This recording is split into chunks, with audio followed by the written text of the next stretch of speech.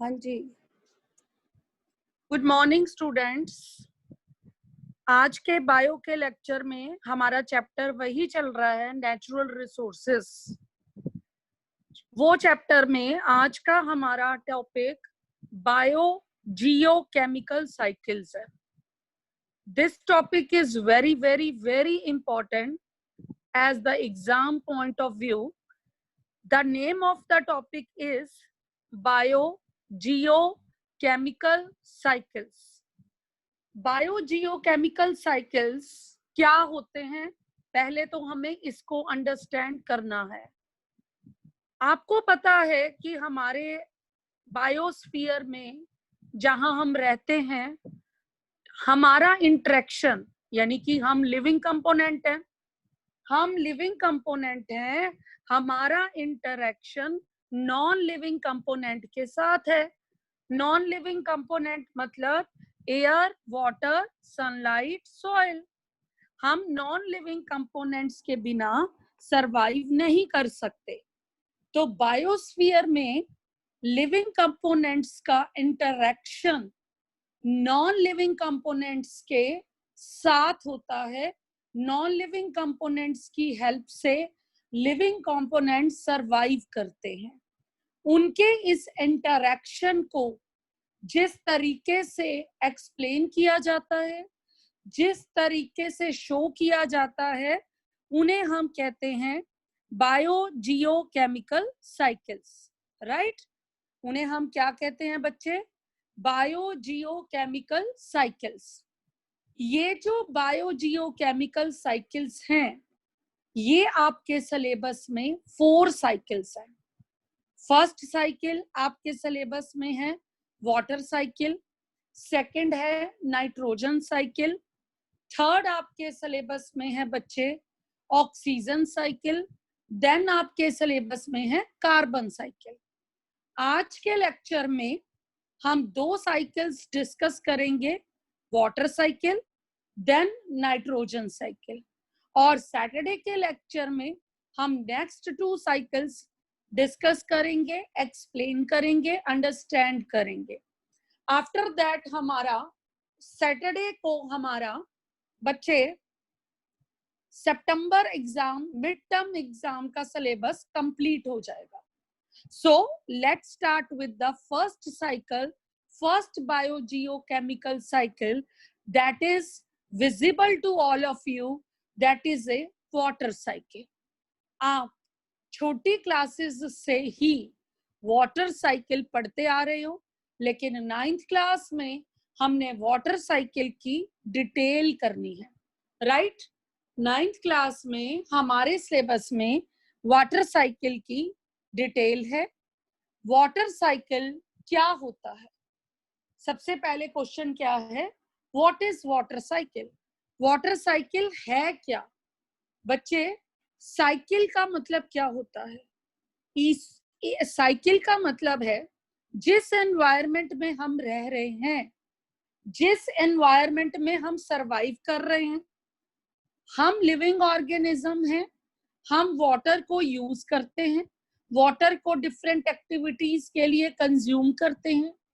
बिल्कुल सिमिलरली वैसे ही प्लांट्स, वो भी लिविंग ऑर्गेनिजम्स हैं, वो भी डिफरेंट एक्टिविटीज के लिए वाटर को कंज्यूम करते हैं।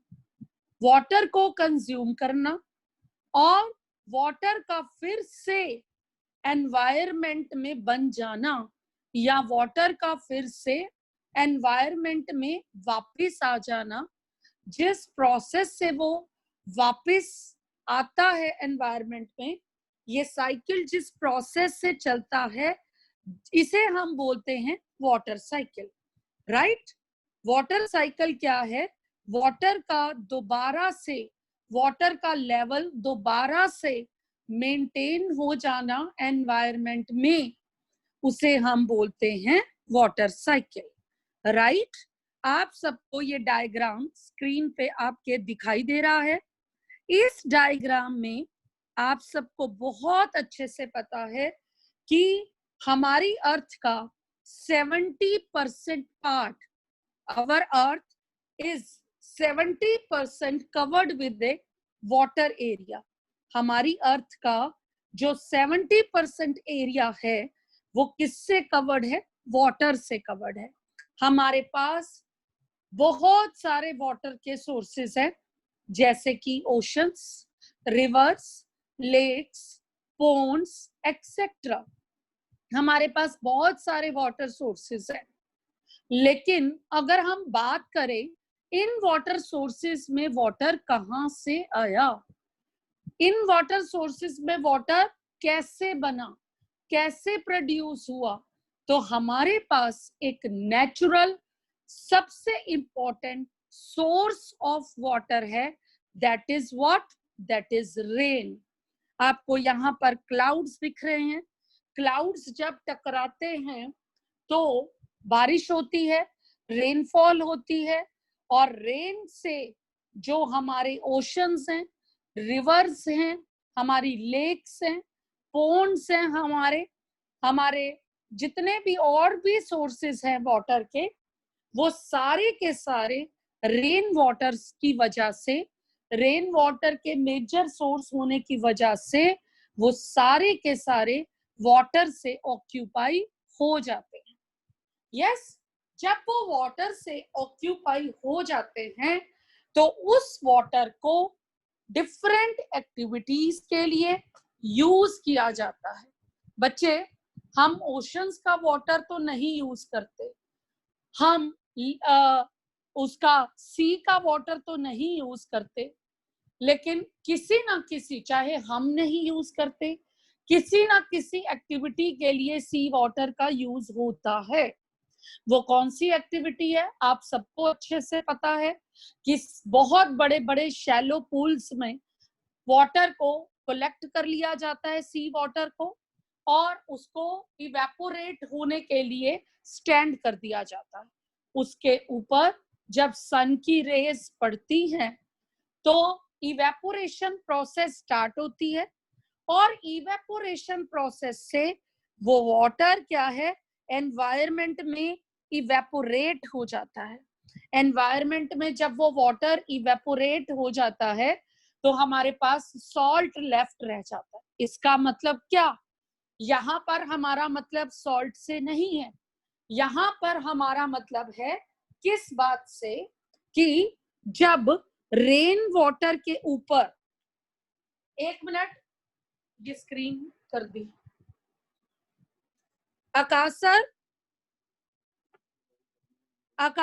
सी के वाटर पे सन की रेज पड़ती हैं, जैसे कि आपको सन डायग्राम में दिखाई दे रहा है। सन की रेज जब पड़ती हैं इसके ऊपर, हमारे वाटर सोर्सेस के ऊपर, तो जो वाटर है वो इवेपोरेट हो जाता है। डायग्राम में आपको लेफ्ट साइड को अगर आप ध्यान से देखो तो आपको लेफ्ट साइड पे दिखाई देगा कि जो सन की रेज है उससे इवेपोरेशन हो रही है। इवेपोरेशन से जो ओशन का, जो रिवर है उसका, और सी का, लेक का जो वाटर है वो इवेपोरेट होकर एनवायरनमेंट में, एटमॉस्फेयर में चला जाता है, राइट। और उसके बाद ध्यान से सुनना, जो हमारे प्लांट्स हैं, जब हम प्लांट्स को वाटर देते हैं, इरिगेशन करते हैं, प्लांट्स की वाटर सप्लाई करते हैं उनको, तो वाटर सप्लाई करने के बाद प्लांट्स ने जितना वाटर कंज्यूम करना होता है, प्लांट्स उतना वाटर कंज्यूम कर लेते हैं। जो एक्स्ट्रा वाटर होता है वो स्टोमेटा के थ्रू लीव्स के, प्लांट्स के लीव्स के सरफेस पे आ जाता है, और वहां से उस वाटर की ट्रांसपीरेशन होती है। वहां से उस वाटर की क्या होती है बेटा? ट्रांसपीरेशन। डायग्राम को मिडल से देखो, ट्रांसपीरेशन आपको दिखाई दे रही है। प्लांट्स की तरफ से एरो ऊपर जा रहा है, ट्री पे सेंटर में राइट साइड पे देखिए, प्लांट्स से एरो ऊपर जा रहा है जहां पर ट्रांसपीरेशन लेवल है, और ऊपर क्या बन रहा है? क्लाउड्स। ऊपर जाकर वो वाटर कंडेंस हो जाता है, और कंडेंस होकर वो वाटर वेपर्स के वाटर मॉलिक्यूल्स बन जाते हैं। वो वाटर मॉलिक्यूल्स कलेक्ट हो जाते हैं और क्या बन जाते हैं, क्लाउड्स। अब मैं फिर से बिल्कुल राइट साइड को देखने को कह रही हूँ। राइट साइड पे, बिल्कुल राइट साइड पे आपको क्या दिखाई दे रहा है स्क्रीन में, एनिमल्स। आप सबको अच्छे से पता है कि जो एनिमल्स हैं उन्हें भी लिविंग होने के लिए, सरवाइव करने के लिए किसकी जरूरत है, वाटर की। जितना वाटर वो कंज्यूम करते हैं और किस प्रोसेस से करते हैं, रेस्पिरेशन से। रेस्पिरेशन प्रोसेस से वाटर कंज्यूम करते हैं और जो वाटर वेपर्स हैं, और वो वाटर वेपर्स स्वेट की फॉर्म में, पसीना पसीना आता है ना, स्वेट की फॉर्म में वाटर वेपर्स जो हैं एनवायरनमेंट को वापस मिल जाते हैं। और रेस्पिरेशन, एनिमल के ऊपर का एरो देखिए, रेस्पिरेशन उस एरो के ऊपर लिखा हुआ है और वो एरो कहां पर जा रहा है, क्लाउड्स तक जा रहा है, राइट। तो प्लांट्स ने ट्रांसपिरेशन से, एनिमल्स ने रेस्पिरेशन से, और वाटर सोर्सेज ने किसकी हेल्प से, वाटर सोर्सेज ने इवेपोरेशन करके। तो 3 प्रोसेस से एनवायरनमेंट को वाटर वेपर्स मिल गए।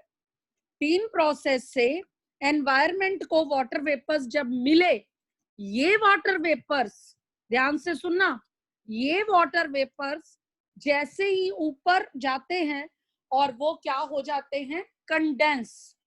ये वाटर वेपर्स कंडेंस हो जाते हैं और कंडेंस होकर किस में बदल जाते हैं, वाटर में बदल जाते हैं। और वो वाटर ड्रॉपलेट्स कोलेक्ट हो जाती हैं in the form of a group of water of droplets and group of water या cluster of water droplets form the clouds, right। आपको clouds डायग्राम में दिखाई दे रहे हैं। और ये जब क्लाउड्स इतने ज्यादा हैवी हो जाते हैं, इतने ज्यादा हैवी हो जाते हैं कि इसके अंदर और वाटर ड्रॉपलेट्स अब ऐड नहीं हो सकती, देन वो टकराते हैं और वो बरसते हैं, वाटर रिलीज करते हैं in the form of rain. जब वो in the form of rain water वापिस करते हैं रेन की फॉर्म में, जब बारिश होती है, बारिश की फॉर्म में, रेन की फॉर्म में वाटर रिलीज होता है, तो वो वाटर फिर से हमारे वाटर सोर्सेज में ऐड हो जाता है, वापिस आ जाता है वो हमारे वाटर सोर्सेज में। वाटर का ये सर्कुलेशन, इवेपोरेट होकर एनवायरनमेंट में जाना और कंडेंस होना, कंडेंस होकर वापिस कहाँ आना, हमारे सोर्सेज में, हमारी अर्थ में वापिस आना। और इसे क्या कहते हैं, इस सर्कुलेशन को कहते हैं वाटर साइकिल। ये सर्कुलेशन लगातार चलता रहता है, इस सर्कुलेशन को हम वाटर साइकिल कहते हैं। बच्चे, लास्ट पॉइंट इसमें बताने जा रही हूं। जब क्या होता है बच्चे, बारिश आती है तो बहुत सारा पानी वाटर सोर्सेज के अंदर चला जाता है। वाटर सोर्सेज के अंदर तो जाता ही जाता है, लेकिन बहुत सारा पानी सीवेज के थ्रू या हमारे जो ओपन एरियाज हैं जहां पर लैंड वो सीमेंटेड लैंड नहीं है, यानी कि हमारे सॉइल एरिया के थ्रू अंडरग्राउंड चला जाता है। अब आप लेफ्ट साइड पे देखिए, बिल्कुल लेफ्ट साइड पे आपको सरफेस वाटर दिखाई दे रहा होगा। सरफेस वाटर यानी कहने का मतलब है कि वो सरफेस वाटर कहाँ, जहां पर हमारा एरिया सॉलिड नहीं है, जहां पर सिर्फ सॉइल है, वो सीमेंट से कवर एरिया नहीं है, यानी कि हमारा क्रॉप एरिया। तो कुछ वाटर जमीन के अंदर सीप करके चला जाता है और कुछ वाटर हमारा अंडरग्राउंड का वाटर टेबल इंक्रीज करता है, और जिसे हम as a surface water use करते हैं with the help of tube wells, with the help of wells, with the help of underground water को with the help of hand pumps, right। तो ये भी वाटर जो अंडरग्राउंड वाटर है उसे भी हम क्या करते हैं, यूज करते हैं। इस डायग्राम से आपको एक्सप्लेनेशन मैंने आपको क्या बताई कि वाटर जो है उसका सर्कुलेशन किस किस के बीच में हुआ। देखो सनलाइट की हेल्प से, तो सनलाइट एबायोटिक था। अब जो एनवायरनमेंट की बात करी, एयर की बात करी, टेम्परेचर की बात करी, जैसे ऊपर जाते हैं वाटर वेपर्स, वहां पर टेम्परेचर क्या होता है, लो होता है, तो वो कंडेंस हो जाते हैं। तो ये सारी बात मैंने जो करी है, मैंने एबायोटिक बात करी। एबायोटिक की हेल्प से जो हमारा लिविंग वर्ड है वो वाटर वेपर रिलीज करता है, और वो वाटर वेपर हमारे एबायोटिक का पार्ट बनते हैं, और एबायोटिक का पार्ट बनके फिर रेनफॉल करते हैं और हमारे को वापस वाटर मिल जाता है। इस प्रोसेस को क्या कहते हैं, इस सर्कुलेशन को क्या कहते हैं, वाटर साइकिल। आपको नोट्स भेजे गए हैं, आपने उससे वाटर साइकिल का डायग्राम बनाना है, वाटर साइकिल को एक्सप्लेन करना है और वाटर साइकिल को लर्न करना है। अब मैं आपसे एक और स्क्रीन शेयर करने जा रही हूं। That screen is of second biogeochemical cycle, that is nitrogen cycle, right. Nitrogen cycle is also a very very important cycle. आपके सिलेबस में 4 साइकिल्स हैं, जिसके अंदर 2 साइकिल्स हमने आज करने हैं, 2 साइकिल्स हमने सैटरडे करने हैं, तो हमारा सितंबर का सिलेबस खत्म हो जाएगा। उस बच्चे को जिसके सितंबर में मार्क्स अच्छे नहीं आए तो उसको कॉल किया जाएगा, पनिश किया जाएगा, क्योंकि अगर आप नहीं पढ़ रहे, 9th is the base of the 10th, so you have to study very hard. Now I start the nitrogen cycle. As you know बेटा, आप सबको बहुत बहुत अच्छे से पता है कि our air is a mixture of gases. हमारी एयर मिक्सचर ऑफ गैसेस है, जिसके अंदर ऑक्सीजन भी है, जिसके अंदर नाइट्रोजन भी है, जिसके अंदर कार्बन डाइऑक्साइड भी है। लेकिन एनवायरमेंट में, एयर में, एटमॉस्फेयर में जो सबसे ज्यादा अमाउंट की गैस है वो है नाइट्रोजन। अमाउंट कितनी है इसकी, 78%, राइट। एनवायरमेंट में सबसे ज्यादा अमाउंट किसकी है बच्चे, नाइट्रोजन की। कितनी अमाउंट है, 78%। 78% is the biggest amount of the nitrogen in the environment. But the question is this, जो environment में नाइट्रोजन है that is in the complex form, वो किस फॉर्म में है बेटा, कॉम्प्लेक्स फॉर्म में है।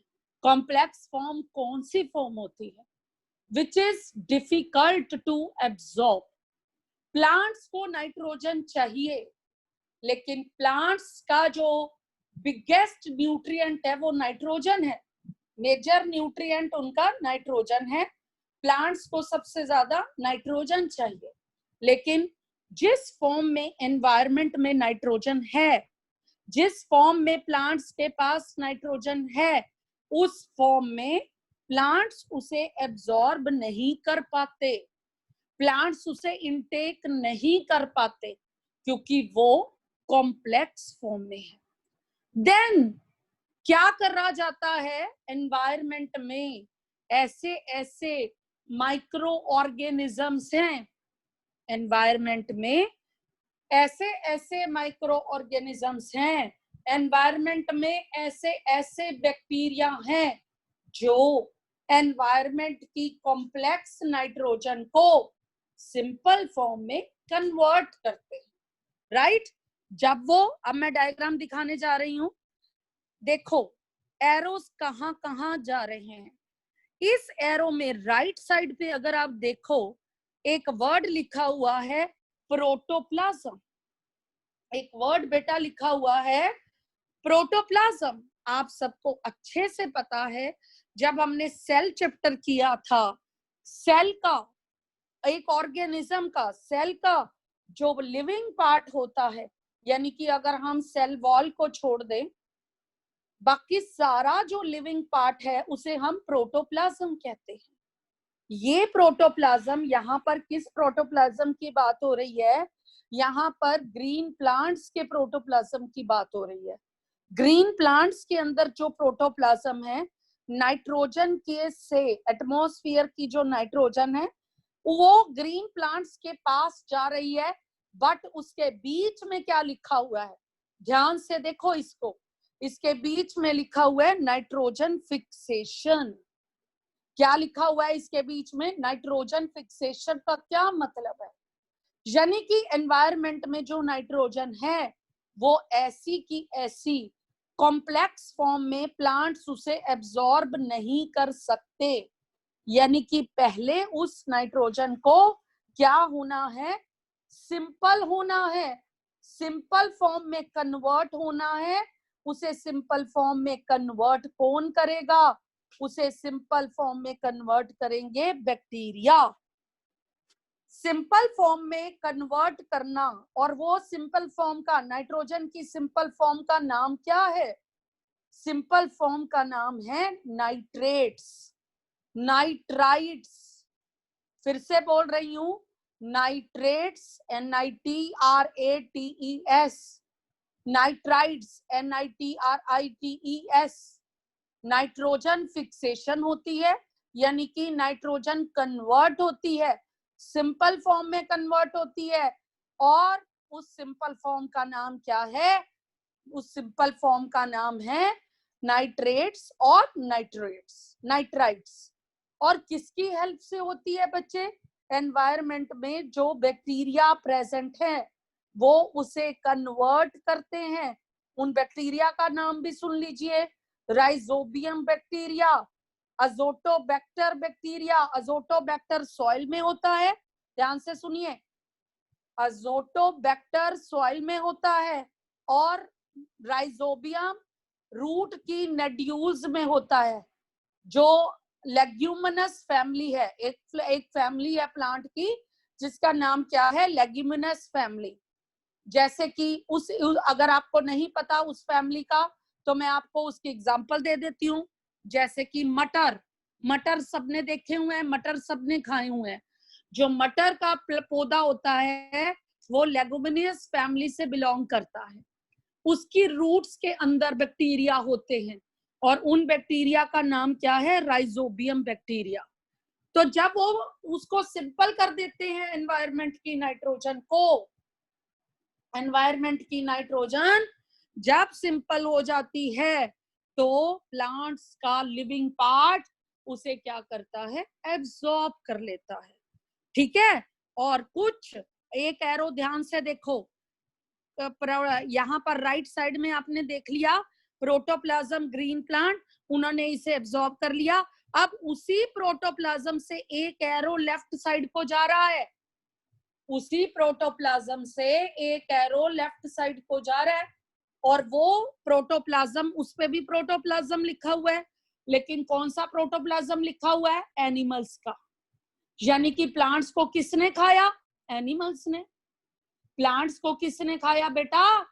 एनिमल्स ने खाया। एनिमल्स में हम भी आ जाते हैं, सभी आ जाते हैं लिविंग ऑर्गेनिज्म जो अपना फूड खुद प्रिपेयर नहीं कर सकते। तो वो नाइट्रोजन सिंपल फॉर्म वाली उन एनिमल्स के अंदर चली गई। उसके बाद एरो देखिए, एरो आ रहा है नीचे अमोनिया में। आई होप सो सबको दिखाई दे रहा है और सब अच्छे से उसको अंडरस्टैंड करने की कोशिश कर रहे हैं। वो एरो कहाँ जा रहा है? अमोनिया। आपको पता है अमोनिया क्या होता है? अमोनिया होता है वेस्ट। अमोनिया क्या होता है बच्चे? वेस्ट। जब प्लांट्स फूड को कंज्यूम करते हैं, एनिमल्स भी फूड को यूज करते हैं, तो प्लांट्स और एनिमल्स की बॉडी के अंदर वेस्ट प्रोड्यूस होता है। राइट? दिखाई दे रहा है? वेस्ट प्रोड्यूस जो होता है वो बॉडी से एक्सक्रीट हो जाता है, बॉडी से रिमूव हो जाता है। बॉडी से रिमूव होता है किस फॉर्म में? अमोनिया की फॉर्म में। तो प्रोसेस का नाम क्या लिखा हुआ है? ध्यान से देखो, अमोनिफिकेशन। अमोनिया का बनना, उस प्रोसेस को क्या कहते हैं? अमोनिफिकेशन।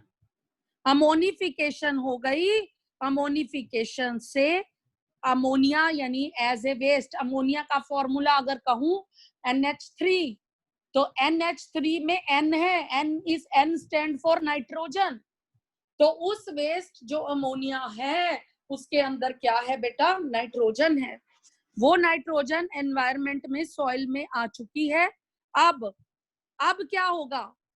कुछ नाइट्रोजन, जैसे कि प्लांट्स का कुछ पार्ट इंडस्ट्रीज में भी यूज होता है, फैक्ट्रीज में यूज होता है, तो इंडस्ट्री में भी एटमॉस्फेयर की जो नाइट्रोजन है, इंडस्ट्रियल फिक्सेशन से भी क्या हो गई? अब मैंने स्क्रीन जो शेयर करी है उसके लेफ्ट साइड पे देखो, उसकी भी नाइट्रिफिकेशन हो गई। इंडस्ट्री में जो नाइट्रोजन गई थी, प्लांट्स जैसे वुड इंडस्ट्री ले लीजिए, वुड इंडस्ट्री, वुड क्या किसका पार्ट है? पेपर इंडस्ट्री किसका पार्ट है? पेपर, प्लांट्स का पार्ट है। तो नाइट्रेट्स सिंपल फॉर्म में हुई, नाइट्रिफिकेशन हुई, नाइट्राइड्स, नाइट्रेट्स, उसकी नाइट्रिफिकेशन होकर उस इंडस्ट्री में भी यूज हुई, राइट? उस इंडस्ट्री में भी यूज हुई। जब इंडस्ट्री का वेस्ट आया, जब प्लांट्स का वेस्ट आया, जब एनिमल्स का वेस्ट आया, तो उस वेस्ट में क्या थी? नाइट्रोजन थी बेटा, उस वेस्ट में नाइट्रोजन थी। अब ध्यान से सुनना, लेफ्ट साइड पे एक वर्ड लिखा हुआ है डीनाइट्रिफिकेशन। क्या वर्ड लिखा हुआ है बेटा? डीनाइट्रिफिकेशन। डीनाइट्रिफिकेशन का क्या मतलब है? अब हम समझते हैं इस मतलब को। इसका मतलब है जब वेस्ट आ गया एनवायरमेंट में, एनवायरमेंट में ऐसे बैक्टीरिया हैं, वो वाले बैक्टीरिया नहीं, अजोटोबैक्टर नहीं, राइजोबियम नहीं, एनवायरमेंट में और ऐसे बैक्टीरिया हैं जिनका मैं नाम आपको बताऊंगी। नाइट्रोबैक्टर, क्या? नाइट्रोमोनास, नोट्स में लिखे हुए हैं इन बैक्टीरिया के नाम, नाइट्रोबैक्टर, नाइट्रोमोनास, ऐसे बैक्टीरिया हैं जो अमोनिफिकेशन के बाद, ध्यान से सुनना, जो सिंपल वेस्ट में नाइट्रोजन आई है, उस वेस्ट वाली नाइट्रोजन को फिर वापस कॉम्प्लेक्स फॉर्म में चेंज कर देते हैं। जो बैक्टीरिया एनवायरमेंट में जो सिंपल वेस्ट के फॉर्म में नाइट्रोजन आई है, उस नाइट्रोजन को फिर से कॉम्प्लेक्स फॉर्म में चेंज कर देंगे। नाइट्रोजन फिर से कॉम्प्लेक्स हो जाएगी। जब नाइट्रोजन फिर से कॉम्प्लेक्स हो जाएगी, उस प्रोसेस को क्या कहेंगे? डीनाइट्रिफिकेशन। क्या बोलेंगे बच्चे उसको? उसको बोलेंगे डीनाइट्रिफिकेशन, यानी कि नाइट्रोजन का फिर से कॉम्प्लेक्स फॉर्म में कन्वर्ट हो जाना। This process is called denitrification, right? जब उसकी डीनाइट्रिफिकेशन हो गई, जो वेस्ट में नाइट्रोजन थी उसकी डीनाइट्रिफिकेशन हो गई, यानी कि नाइट्रोजन फिर से कॉम्प्लेक्स फॉर्म में आ गई, यानी कि जैसी फॉर्म में वो पहले एनवायरमेंट में थी, बिल्कुल उसी फॉर्म में वापस आ गई। इसका मतलब क्या? ध्यान से देखो, वो एरो कहां जा रहा है? नाइट्रोजन सबसे ऊपर देखो, नाइट्रोजन इन एटमॉस्फेयर में वापस जा रहा है। वो एरो कहां जा रहा है? एरो नाइट्रोजन इन एटमॉस्फेयर में वो